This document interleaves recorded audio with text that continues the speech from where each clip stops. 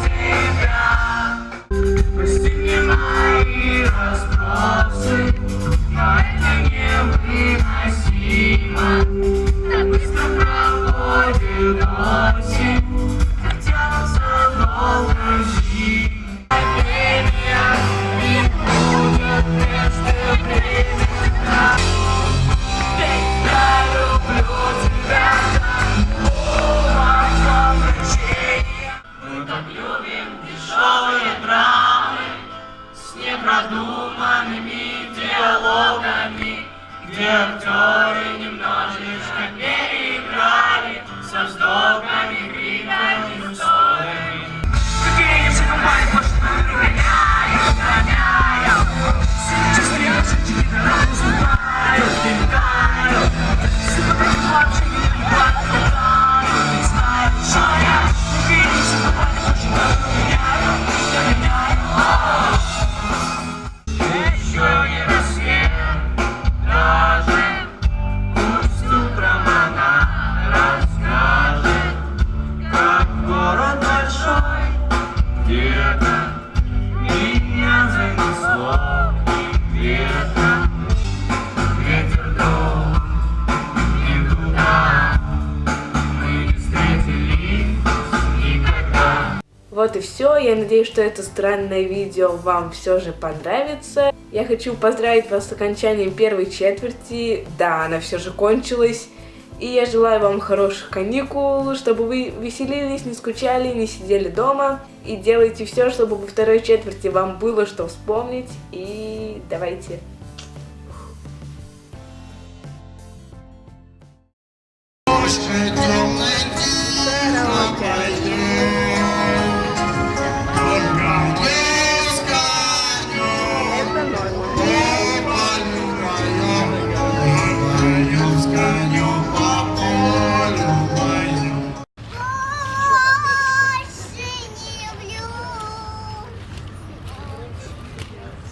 Отлично.